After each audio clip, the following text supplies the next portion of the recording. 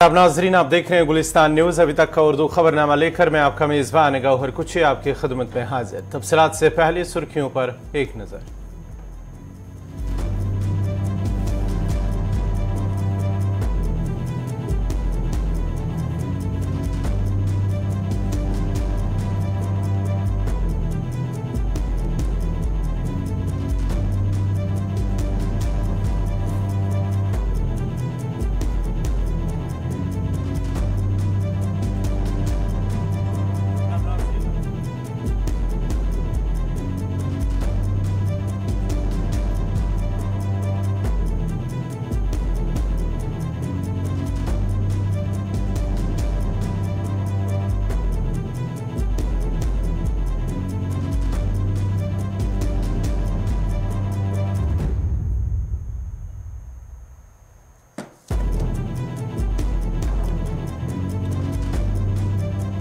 और अब पेश है खबरों की तफसील। सबसे पहले बड़ी खबर सरहदी जिला राजौरी से, जहां पर मेंढर के मनकूट इलाके में इस वक्त सर्च ऑपरेशन चल रहा है। फौज और एसओजी की जानिब से आज सुबह ऑपरेशन शुरू किया गया है। मनकूट का इलाका, जो मेंढर में मनकूट का इलाका है, वहां पर फौज की जानिब से, फौज और एसओजी की जानिब से मुश्तरका तौर पर एक सर्च ऑपरेशन शुरू कर दिया गया है। जरा के हवाले से खबर आ रही कि वहां पर मुश्तबा अफराद की नकल हरकत के बाद ही फौज और एसओजी की जानिब से ये ऑपरेशन शुरू कर दिया गया है, क्योंकि मकामी लोगों की जानिब से वहां पर मुश्तबा अफराद की नकल हरकत देखी गई है, जिसके बाद ही पुलिस को इत्तला दी गई और पुलिस और फौज ने मुश्तरका तौर पर इलाके का मुहासरा किया और सर्च ऑपरेशन शुरू हुआ है। ये जंगली इलाका है, मेंढर के मनकूट इलाका है। ये मेंढर का मनकूट इलाका, जहां पर फौज की जानिब से, फौज और एसओजी की जानिब से मुश्तरका तौर पर एक सर्च ऑपरेशन शुरू कर दिया गया है। मज़ीद तफसीलात के लिए सीधा चलते हैं अपने नुमाइंदे जमशीद मलिक के पास से। जमशीद, क्या कुछ तफसीलात हैं, क्या कुछ अपडेट हैं, क्योंकि खबर आ रही है कि मुश्तबा अफराद की नकल हरकत के बाद ही ऑपरेशन शुरू किया गया। और बिल्कुल लाइन ऑफ कंट्रोल पर अगर से हालात बेहतर है, क्योंकि दोनों मुमालिक के दरमियान ना जंग माहिदा का पाया गया, मगर उसके बाद लाइन ऑफ कंट्रोल पर दरअंदाज की कोशिशें काफी देखने को मिली। इसके बाद आज जम्मू कश्मीर पुलिस और फौज को के लाइन ऑफ कंट्रोल के बिल्कुल नजदीक सरहदी जिला पुंछ के मेंढर के मनकोट इलाके में कुछ मुश्तबा अफराद की नकल व हरकत देखी गई, जिसके बाद ये सर्च ऑपरेशन सुबह से ही बड़े पैमाने पर चलाया जा रहा है। अभी कुछ देर पहले जराये से मेरी बात हुई है, तो जराये का ये कहना है कि सर्च ऑपरेशन इस वक्त वसी पैमाने पर चलाया जा रहा है और कई इलाकों में छानबीन की जा रही है, क्योंकि इन इलाकों में जहां हथियारों की स्मगलिंग के साथ साथ मुंशियात की स्मगलिंग का सिलसिला भी काफी बड़े पैमाने पर देखने को मिलता रहा है, जिसके चलते इस वक्त एक बड़ा सर्च ऑपरेशन इन इलाकों में चलाया जा रहा है। हालांकि अभी तक किसी मुश्तबा अफराद की नकल हरकत की मौजूदगी या मिली नहीं है, मगर उसके बावजूद भी बड़े वसी पैमाने पर इस वक्त इस लाइन ऑफ कंट्रोल के मनकोट इलाके में सर्च। जमशीद, जरा ये भी बताएगा, क्या ये जो इलाका जहां पर इस वक्त ये ऑपरेशन चल रहा है, क्या ये रिहायशी इलाका है, वहां पर लोग रह रहे हैं, या कि फिर ये जंगल इलाका है जहां पर ये ऑपरेशन शुरू किया गया है? पीर पंचायत की बात करें ना, कंट्रोल के बिल्कुल नजदीक के रिहायशी इलाके हैं, मगर जहां ये आज सर्च ऑपरेशन चलाया जा रहा है, ये घना जंगल का इलाका है, बिल्कुल लाइन ऑफ कंट्रोल के नजदीक का इलाका है। इसके दूर दूर कुछ अगर ये बात करें कि थोड़ी दूर पर आबादी जरूर है, मगर जिस इलाके में सर्च ऑपरेशन चलाया जा रहा है बिल्कुल घना जंगल है जहां ये ऑपरेशन चलाया जा रहा है। हालांकि जिस तरह मैं बता रहा हूँ कि इन इलाकों में पिछले कई दिनों से हम लगातार देख रहे थे, दरअंदाजी की कोशिशों की खबरें सामने आती रही, उसके बाद सर्च ऑपरेशन चलाए जा रहे थे। हालांकि पुंछ के अंदर भी एक दरअंदाजी की कोशिश को नाकाम करते हुए 3 मिलिटेंट को मारने का, 1 मिलिटेंट को मारने का दावा भी किया गया और 2 भाग निकले में वहां भी कामयाब हुए, जिसके बाद उनके कब्जे से जो हथियार बरामद हुए वो बताए गए थे। मगर लाइन ऑफ कंट्रोल के इस इलाके की जहां तक बात करें, बिल्कुल नजदीक ही रिहायशी इलाका है, मगर जहां ये सर्च ऑपरेशन चलाया जा रहा है बिल्कुल घना जंगल का इलाका है। गौर जमशीद, आप हमारे साथ बने रहे, क्योंकि सरहदी अज़ला पुंछ और राजौरी के हवाले से एक और बड़ी खबर है। मुगल शाहरा के हवाले से जनूबी कश्मीर के जिला शोपियां को सूबा जम्मू के जिला पुंछ के साथ जोड़ने वाले तारीखी मुगल रूट पर आज सुबह ट्रैफिक की नकल हमल बहाल हो गई है। पीर की गली, पोशारा और दीगर कई मकामात पर जो हालिया बर्फबारी के बाद इस शाहरा को ट्रैफिक की आमदरफ्त के लिए बंद किया गया था। मुतल्लिका हुकाम की जानिब से रोड को बहाल करने के लिए मशीनरी को काम पर लगा दिया गया था और अब बर्फ हटाए जाने के बाद इस शाहरा पर ट्रैफिक को बहाल किया गया है। ट्रैफिक हुकाम का कहना है कि पहले दरमांदा गाड़ियों और छोटी गाड़ियों को चलने की इजाजत दी गई है। उधर वादी कश्मीर को मुल्क के बाकी हिस्सों के साथ जोड़ने वाली श्रीनगर जम्मू कौमी शाहरा पर ट्रैफिक की नक्ल-हमल हस्ब मामूल जारी है। मुगल शाहरा पर आज करीब 4 दिनों के बाद ही ट्रैफिक को बहाल किया गया है, क्योंकि हालिया बर्फबारी के बाद एहतियाती तौर पर मुगल शाहरा पर गाड़ियों को की जो नकल हरकत है उसे रोक दिया गया था और आज एक बार फिर आज सुबह गाड़ियों को चलने की इजाजत दी गई है। तफसीलात के लिए हमारे साथ है जमशीद मलिक। जमशीद, क्या कुछ अपडेट है इस हवाले से?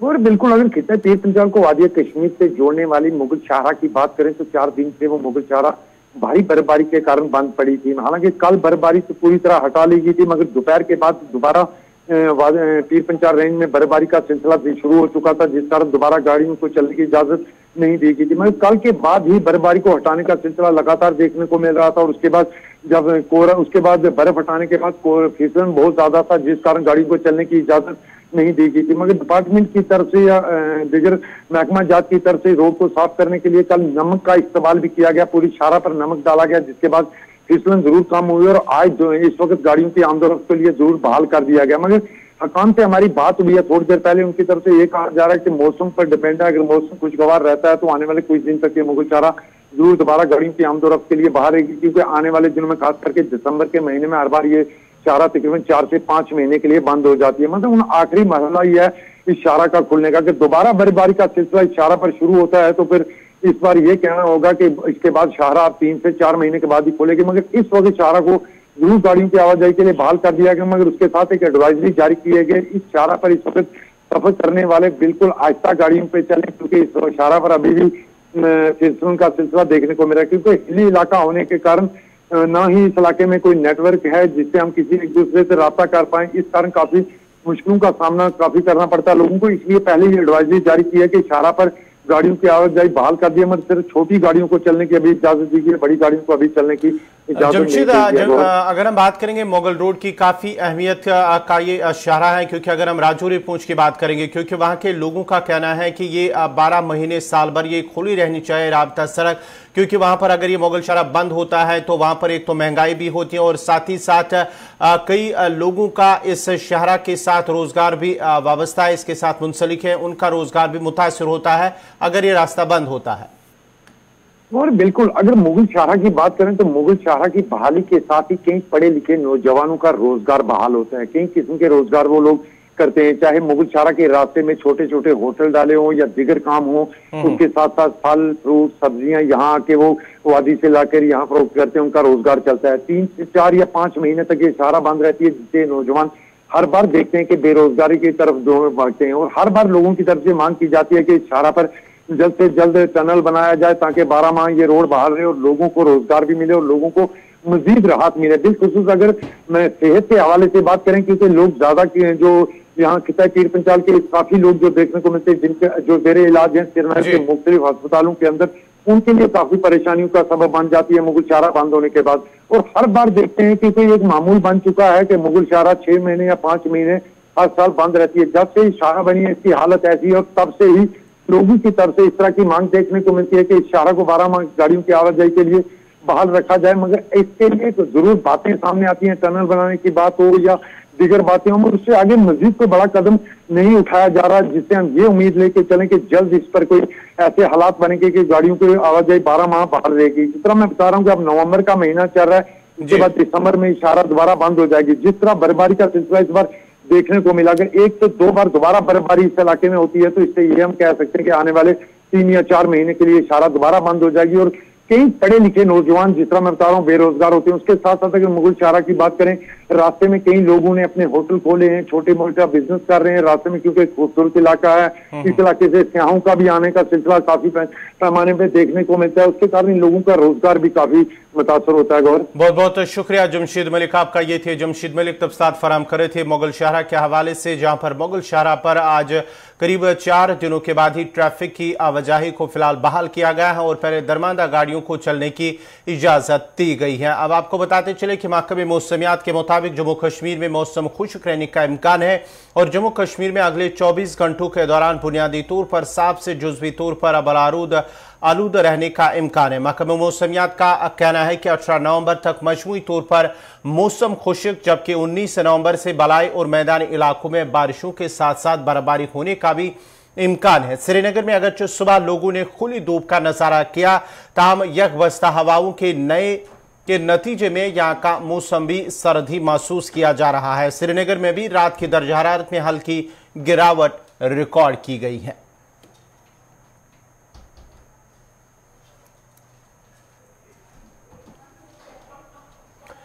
इलेक्शन कमिश्नर के इंतखाब में शफाफियत के मामले पर आज सुप्रीम कोर्ट में समाअत जारी है। Justice KM. जोसेफ की सरबराही में 5 रुकनी ये बेंच इस मामले पर समाअत कर रहे हैं कि इलेक्शन कमीशन में तकर्री का ऐसा निज़ाम हो जिसमें सरकार की कोई मुदाखलत ना हो और हर किस्म के शकूक शबहात से आज़ाद हो। फिलहाल इस केस में अर्ज़े गुजार की जानिब से सीनियर वकील प्रशांत भूषण अपना मौक़िफ़ पेश कर रहे हैं। Dr. Ambedkar said that look, we expect Parliament to make a law to provide for some kind of independent selection of these election commissioners. But unfortunately, my lord, we are now 70 years down the line, 71 years since the Constitution was made, or 72 years since the Constitution was made. No law has been made by Parliament till today to regulate the appointment of the election commissioners, and it continues to remain in the hands of the government. Now, Lord, the factual situation is that till the time that Mr. Session was appointed election commissioner, the election commission's independence was seriously in question. After Mr. Session, there was a long period where, for one reason or another, Mr. Session set the tone and the election commission behaved fairly independently for many years thereafter. But unfortunately today it is no longer the case for the last several years. And these doubts about the independence of the election commission have been recognized by a citizens commission which was headed by Justice Lokur, who said that today the independence of the election commission is seriously in question. Now, it was thought initially that maybe perhaps the mere fact that the election commission, that the functioning of the election commission is not controlled by the government and that the election commissioners cannot be removed by the government except by following fairly stringent procedure. In fact, Lord, the removal is through impeachment of the Supreme Court judge. Yes, just like Supreme Court judge.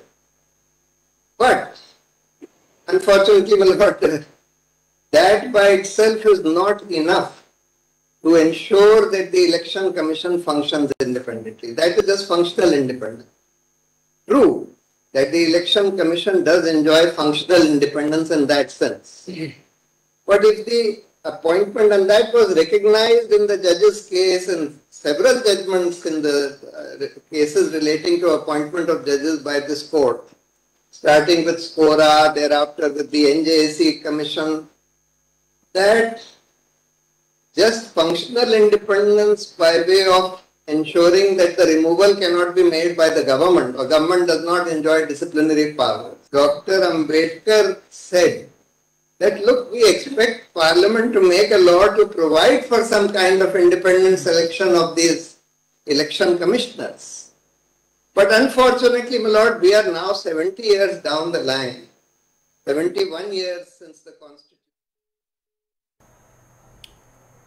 8 नवंबर 2016 को मरकज ने मोदी हुकूमत के जरिए मुल्क में नाफिज करदा नोटबंदी के बारे में सुप्रीम कोर्ट में दिफा किया है। सुप्रीम कोर्ट में नोटबंदी के फायद की वजाहत करते हुए हुकूमत ने कहा कि इसके निफाज से 8 माह कबल आरबीआई से मशवरा किया गया था। आपको बता दें कि सुप्रीम कोर्ट ने मरकजी हुकूमत से नोटबंदी के आईनी जवाज को लेकर सवाल पूछा था। इस मामले में मरकजी हुकूमत ने सुप्रीम कोर्ट में एक हलफनामा दाखिल करते हुए कहा कि नोटबंदी पर आरबीआई के साथ अच्छी तरह से बातचीत की गई।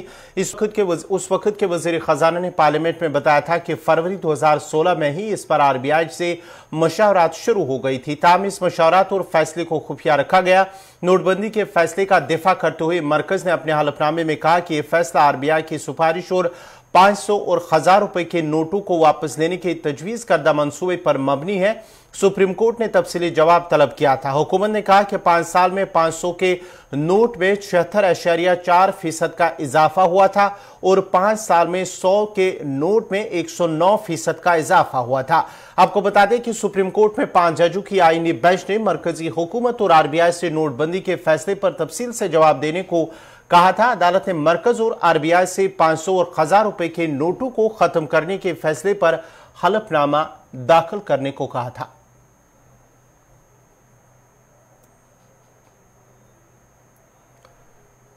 राहुल गांधी की क़यादत में जारी भारत यात्रा महाराष्ट्र से आगे निकलने वाली है। इस बीच राहुल गांधी खरमोट पर मरकजी सरकार को तनकीद का निशाना बनाते हुए नजर आ रहे हैं। एक बार फिर उन्होंने मरकजी सरकार की अग्निवीर स्कीम पर तनकीद की है और कहा है कि जिस वक्त चीन अपने जवानों को 10 से 15 साल की ट्रेनिंग दे रहा है, वहीं हमारे यहाँ मौजूदा सरकार सिर्फ 4 साल के लिए नौजवानों को ट्रेनिंग दे रही है और 4 साल के बाद मुकम्मल बेरोजगार छोड़ने का मंसूबा रखती है। ये नौजवानों के साथ बहुत बड़ा मजाक है। पहले क्या होता था, आर्मी में कितने साल के लिए जाते थे लोग?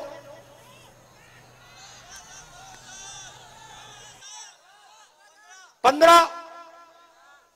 क्या होता था, 15 साल जाते थे, जॉब सिक्योरिटी मिलती थी, पूरी जिंदगी वो देश की रक्षा करते थे। उनकी ट्रेनिंग 15 साल की ट्रेनिंग होती थी। अब नरेंद्र मोदी जी ने क्या कहा, देश के युवाओं को कहा, भैया एक काम करो, 6 महीने की ट्रेनिंग लो और 4 साल आर्मी में काम करो, अग्निवीर हो जाओ और उसके बाद हमेशा के लिए बेरोजगार हो जाओ।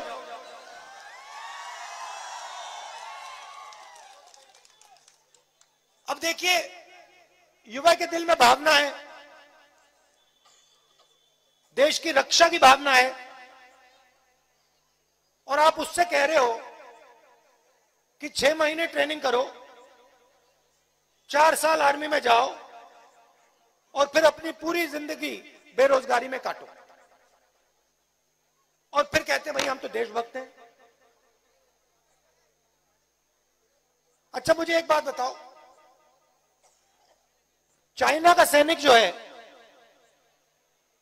वो 4 साल का अग्निवीर नहीं है, उसकी ट्रेनिंग 10, 15, 20 साल की है, और हमारे जवान को आप 4 साल की 6 महीने की ट्रेनिंग दे रहे हो। जब लड़ाई होगी उस साइड 10, 15 साल की ट्रेनिंग और इस साइड 6 महीने की ट्रेनिंग, कैसी देशभक्ति है ये? इसका नतीजा आप सब समझ जाओ। तो जो भावना है हमारे युवाओं के दिल में, जो भावना है, देशभक्ति की भावना है, उसका मजाक उड़ा रहे हैं, उसका अपमान कर रहे हैं और नाम अग्निवीर दे दिया। वादी के मुख्तलिफ इलाकों से महकमे फूड की जानिब से सरकारी गाछों पर सप्लाई हो रहे चावल में प्लास्टिक चावल होने की शिकायत मौसूल होने के बाद assistant director food Mushtaq Ahmad Wani का कहना है कि प्लास्टिक के चावल नहीं है। लोग कम तादाद में calcium, folic acid, vitamin B12 ले रहे हैं, जिसकी वजह से लोगों में कमी हो रही है। अब हुकूमत हिंद ने फोर्टिफाइड चावल तकसीम करने की पहल की है, जिसमें ये अज्जा शामिल है। देखिए, ऐसा कोई प्लास्टिक चावल नहीं है। हमने लास्ट मंथ में भी एक प्रोग्राम किया है, गवर्नमेंट इंडिया से भी कुछ लोग आए थे जिन्होंने एक अवेयरनेस प्रोग्राम भी यहाँ किया था, ये लोगों को बताने के लिए कि ये कोई प्लास्टिक राइस है, थोड़ा बहुत मात्रा है इस राइस में हम ये डालते हैं, जिसमें ये जो राइस आपको जो दिख रहा है थोड़ा सा लंबा सा नॉर्मल राइस से दिख रहा है, बेसिकली इसको एक हमने एक प्रोसेस के ज़रिए ये ऐसे होता है, और इसमें फोलिक एसिड है, इसमें विटामिन B12 है, इसमें ऐसे कुछ कैल्शियम के बहुत से ऐसे कुछ मात्राएं मौजूद आपको मिलेंगी, जिससे इंसान को, अगर आपको पता होगा कि एक एज के बाद कैल्शियम की कमियां हड्डियों में इंसान को महसूस होती हैं, लेकिन हम क्या करते हैं, हम वो कैल्शियम नहीं खाते। गवर्नमेंट ऑफ इंडिया ने ये अभी ये एक अच्छा सा ये जो कदम उठाया है, उसमें उन्होंने ये किया है कि हम फोलिक एसिड और विटामिन B12 और बाकी जो मात्रा इसमें राइस में हमने थोड़ा बहुत डाले हैं, ये खाली आम लोगों के लिए भी नहीं, उन लोगों के लिए भी अच्छा है जो लैक्टेशन मदर्स हैं या जिनको ऑस्टियोआर्थराइटिस होता है, हड्डियों में कोई प्रॉब्लम्स होते हैं, बहुत से ऐसे, क्योंकि एक एज के बाद इंसान के बहुत से ऐसे चीज़ें होती हैं जिनकी कमियां महसूस होती हैं, जिनके लिए हमें एक सप्लीमेंट लेने की ज़रूरत पड़ती है। लेकिन गवर्नमेंट ऑफ इंडिया ने एक इनिशिएटिव लिया है जिसमें हमें चावल के ज़रिए आपको जिसको आप प्लास्टिक राइस कहते हैं, वो कोई प्लास्टिक राइस नहीं है, एक प्रोसेस है, थोड़ा बहुत चावल के साथ आपको मौजूद मिलेगा। लास्ट टाइम अगर आपने देखा होगा, मैंने इसको दूरदर्शन न्यूज़ में भी हमने इसको लोगों तक पहुँचाने की कोशिश की है, हमने प्रिंट मीडिया में भी लोगों तक पहुँचाने की कोशिश की है, और हम कोशिश कर रहे हैं कि केबल के ज़रिए भी हम लोगों तक पहुँचाए कि इसमें हम क्या क्या चीज़ें इसमें होती हैं, कोई प्लास्टिक राइस नहीं है। पहले लोगों को मैं ये बोलना चाहता हूँ, प्लीज़ ऐसा कुछ नहीं है, जो लोग आपको ये कह रहे हैं कि ये प्लास्टिक राइस है, वो नहीं है, ऐसा कुछ नहीं है। इसमें आपको बेनिफिट और ज़्यादा मिला, इसमें गवर्नमेंट को ज़्यादा पैसे लगते हैं ये चीज़ें डालने के लिए। नॉर्मल राइस से भी इसमें जो प्रोसेसिंग होती है, थोड़ा बहुत जितनी भी हम प्रोसेसिंग करते हैं, इसमें और पैसे लगते हैं हमें, ताकि लोगों की सेहत। जनूबी कश्मीर पुलवामा के राजपुरा इलाके में अगरचे चंद रोज कबल एक इंडोर स्टेडियम का इफ्तिताह हुआ है, ताकि इलाके के नौजवानों को सीखकर आगे जाने का मौका मिले। और कुछ देर तक अगरचे मुख्तलिफ खेल मुकाबले खेले भी गए हैं, ताम अब आने वालों ने शिकायत की है कि अब इंडोर स्टेडियम में बुनियादी सहूलियात का फुकदान है। मकामी नौजवान खिलाड़ियों का कहना है कि इंडोर स्टेडियम में कोच की अदम दस्तियाबी, हाउसकीपिंग न होना, साफ सफाई का फुकदान और साथ ही साथ नौजवान लड़कियों के लिए कोई सिक्योरिटी का कोई इंतजाम भी नहीं है। उन्होंने अब स्पोर्ट्स काउंसिल और जिला इंतजामिया पुलवामा से मुदाखलत की अपील की है।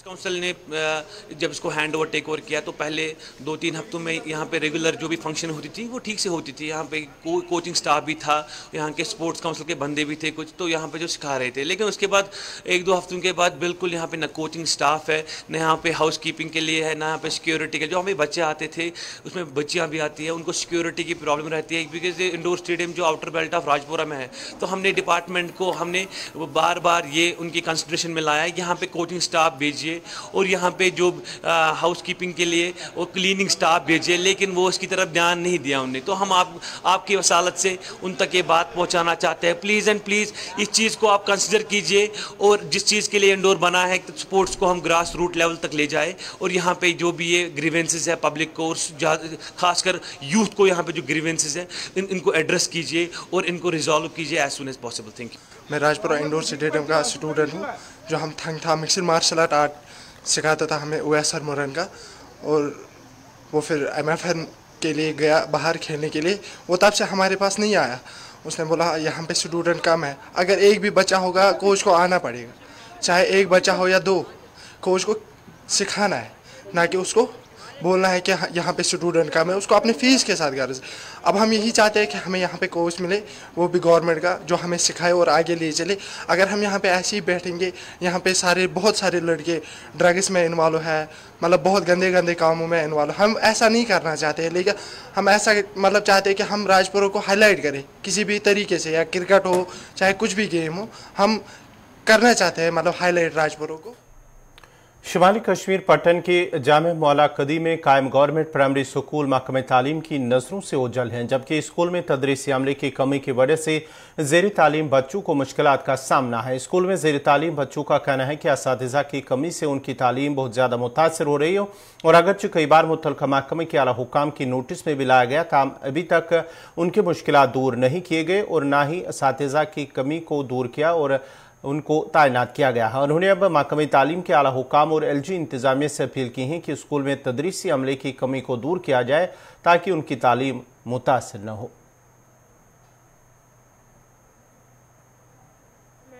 गवर्नमेंट प्राइमरी स्कूल जामिया मौला कदीम जंगम में पढ़ता हूँ। यहाँ पर हम रोल 30 है और टीचर 2 है, बट यहाँ पे एक प्रॉब्लम है। यहाँ पे हमारे पास 6 क्लास है, KG से लेकर 5th तक। हमारे पास 2 ही टीचर हैं। हमारे यहाँ 2 टीचर हैं। हम गवर्नमेंट साहब से गुजारिश करते हैं हमारे लिए टीचर भेजा जाए कि जब तक हमारा ये टीचर्स 2 है वो क्लास को पढ़ाते हैं तब तक हम बहुत मस्ती करते हैं। हम कुछ करना चाहते हैं, हमारे लिए गवर्नमेंट साहब किसी और टीचर को भेज सकता है। सब डिवीजन मेंढर में जारी इंहदामी मुहिम के दौरान कई कनाल सरकारी अराजी पर गैर कानूनी कब्जे को हटाकर खाली कराया गया है। तहसीलदार, नायब तहसीलदार, पुलिस की एक टीम ने इंहदामी मुहिम के दौरान करीब 5 कनाल सरकारी अराजी से गैर कानूनी कब्जे को हटाया है। इस मौके पर लोगों से अपील की गई है कि वो सरकारी जमीन पर गैर कानूनी तरीके से कब्जा करने से गुरेज करें। IGM मेंढर का कहना है कि इस तरह की इंहदामी कार्रवाई आगे भी जारी रहेगी। एंटी एनक्रोचमेंट ड्राइव का एक हिस्सा आज भी किया है। इसमें एक तो संगाला मल्ला खोखरा में कोई 5 कनाल स्टेट लैंड जो है वो प्राइम स्टेट लैंड रिट्रीव किया आज। उसके बाद हमने बस स्टैंड का चक्कर लगाया जिसमें हमने देखा कि काफ़ी तजावज़ हुई है। जो 16 कनाल बस स्टैंड का एरिया था उसमें से लगभग मौके पे कोई 7-8 कनाल ही मौजूद है, बाकी सारा इलीगली एनक्रोच्ड ऑक्युपाइड है। तो इस ज़मन में हमने लोगों को ये बता दिए जाके कि आप अपने डॉक्यूमेंट्स लाओ, अगर आपके पास लीगल कोई अलॉटमेंट ऑर्डर है या कुछ है, अगर नहीं है तो इनको हमने हदायत दिया कि अपने आप ये स्ट्रक्चर अपने रिमूव करवा दें, क्योंकि इलीगल किसी को जो है वो छोड़ा नहीं जाएगा स्टेट लैंड पे। तो उसके साथ साथ मार्केट का भी एक चक्कर किया हमने, लोगों को बोला कि जो उन्होंने अपने शटर से बाहर के एरिया को कंस्ट्रक्शन करके रखा है, तजावज़ की है, उसमें उनको भी हमने ऑलरेडी नोटिस तो पहले ही सर्व हो चुके हैं। तो एक बार फिजिकली भी जाके स्पॉट पे उनको ये इंस्ट्रक्शंस दे दी हैं कि आप अपनी ये जो बाहर बनाए हुए हैं एक्स्ट्रा स्ट्रक्चर्स कंस्ट्रक्शन की हुई है दुकानों के बाहर और जो सामान जो है वो बाहर लगा रहे हैं शटर के बाहर, तो बता दिया उनको, वो हटा देंगे। तो ना तो हमने 3-4 दिन का टाइम दिया है, उसके बाद हम खुद जो है उनकी वो ये डिमोलिश ड्राइव जो है वो स्टार्ट कर देंगे। दुनिया भर में तकरीबन 1 अरब इंसान हेडफोन्स के इस्तेमाल और बहुत बुलंद आवाज़ वाले मौसीकी के प्रोग्राम्स में शिरकत के बायस समाज से महरूम हो सकते हैं। आलमी इदारे सेहत की सरबराही में होने वाली एक तहकीकी जायजे में कहा गया है कि हेडफोन्स के इस्तेमाल और बुलंद आवाज़ में मौसीकी सुनने से मुतल्लिक सबसे ज़्यादा नौजवानों को मोहतात होने की ज़रूरत है। WHO की इस रिपोर्ट में हुकूमती सतह पर ऐसी डिवाइसेस बनाने वाली कंपनीज को समाज के तहफ़्फ़ुज़ के लिए इक़दाम का पाबंद बनाने के लिए जोर दिया गया है। तहकीक में 12 से 34 बरस उम्र के 19,000 अफराद शरीक हुए थे और इस जायजे में ये बात सामने आई है कि 24% नौजवान स्मार्टफोन्स के साथ हेडफोन्स का इस्तेमाल करने की ऐसी आदत रखते हैं जो उनकी क़ुव्वत समात के लिए नुकसानदेह है। इसके अलावा 48% नौजवान तफरी के लिए म्यूजिक कंसर्ट्स या नाइट क्लब्स में जाते हैं जहां होने वाले तेज शोर शराबा समाज को मुतासिर कर सकता है। हकाइक की बुनियाद पर जायजा रिपोर्ट में कहा गया है कि एक अंदाजे के मुताबिक 67 लाख से 1.25 अरब के करीब जवान अफराद को क़ुव्वत समात मुतासिर या ख़त्म होने जैसे खतरात लाहक है। माहिरीन का कहना है कि हेडफोन से सुनने की क़ुव्वत को लाहक खतरात से महफूज रहने के लिए आवाज़ कम रखनी चाहिए और उन्हें मुख्तसर वक्त के लिए इस्तेमाल करना चाहिए। उनका कहना है कि बदकिस्मती से लोग बहुत तेज़ मौसीकी पसंद करते हैं जिसके असरात पूरी उम्र हमारे साथ रह सकते हैं और हेडफोन इस्तेमाल करने वालों को अपने स्मार्टफोन्स की स्ट्रिंग्स ऐसी रखनी चाहिए, ऐसे एप्लीकेशंस का इस्तेमाल करना चाहिए जिनमें साउंड लेवल की निगरानी की जा सकती हो। उनका कहना है कि जिन मकामात पर बहुत ज़्यादा शोर हो उसके लिए नॉइज हेडफोन्स का इस्तेमाल करना चाहिए जो माहौल में फैले शोर शराबे में से ही आपके कानों तक सिर्फ मौसीकी पहुंचाते हैं। उनका कहना है कि तेज़ आवाज़ और शोर शराबे वाले माहौल में रहने या हेडफोन्स के मुसलसल इस्तेमाल की आदत के असरात पूरी ज़िंदगी हम पर रहते हैं और इनकी शिद्दत का दुरुस्त अंदाज़ा उस वक्त होगा जब आपकी उम्र 65 बरस से ज़्यादा होगी। नाजरीन, इसी के साथ ही उर्दू खबरनामा इख्तिताम पज़ीर हुआ चाहता है। अपने मेज़बान गौहर कुछे को इजाज़त दीजिए। अल्लाह।